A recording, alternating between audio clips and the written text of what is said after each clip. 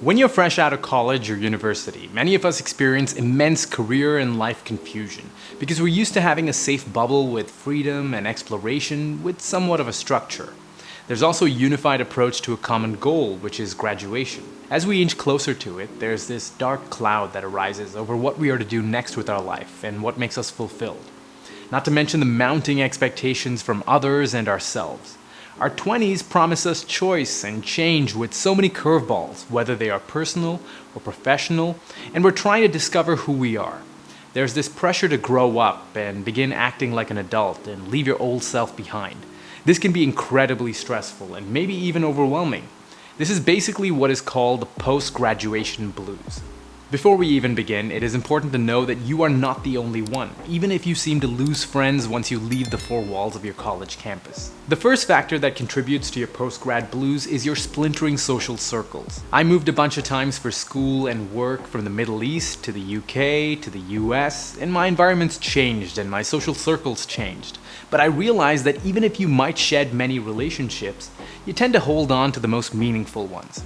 This might not be easy to notice at the get-go, but that is truly what ends up happening, because you channel your focus towards the friendships that you do want to hold on to. This has obviously become so much easier with FaceTime or Zoom, so don't forget that you have these tools at your fingertips and continue to take advantage of them. The second factor is your finances. For many of us, we end up leaving school with incredible amounts of debt and payments. There's this swift pressure to start earning money so we can pay off our bills and loans, which is a radical change considering you've lived without much of that, maybe even ever. Not to mention that you are now more than likely not going to have a full-time job lined up, so where are you even going to make that money from? There's this immediacy of responsibility that comes with this, even if you might be fortunate enough not to have student loan debts. The expectations, whether external or internal, weigh on us to produce quick results and become successful. But the reality is that life and our careers are a marathon and not a sprint. Building assets and skills takes time, so it's unfair to have time-based expectations of ourselves. A lot can change in a few years, even if you're not working your dream job. You might be comparing yourself to others on LinkedIn like I did, especially if things might not be working out as well for you initially. You might be going to job fairs and networking events and submitting to openings, but it's not happening. So self-doubt starts to creep in, and it's a huge adjustment to adapt to the workforce and the job seekers market. You might also question whether the 9-to-5 is for you now that we have the creator economy and a lot more ways to earn a living. This brings me to my next point. Choice overload. This is what happens when there are so many options of what we might want to do. Whether we want to grind it out for a few years to get that big promotion, or leave it all and pursue a career in the arts, or start that online business.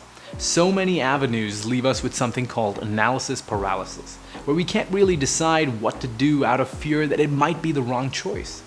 Each path has its pros and cons, and the fear is attributed to closing a door on an option and missing out on it altogether. From my perspective, this is absolutely not true. We will always have the opportunity to pivot or restart and add on new experiences. Maybe it won't happen all at the same time, but as we keep moving forward, we'll gain more clarity on what we want to explore and spend our time doing. I want to mention one last thing before I wrap up. I've realized that much of our self-worth is directly attached to our success in our career. If we don't reach the heights that we initially thought, then it was all for nothing. This can particularly be much more of an intense belief when you're fresh out of school and ready to take the world by its horns. But over time, you realize that you want to try your best to fill the other buckets of your life. Your mental and physical health, your hobbies, your relationships, your experiences.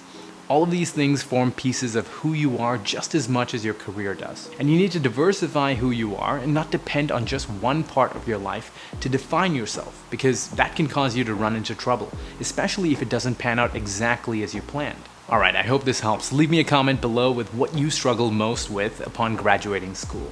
I'd love to hear from you. Subscribe to the channel for more, and I'll see you in the next one. Bye-bye.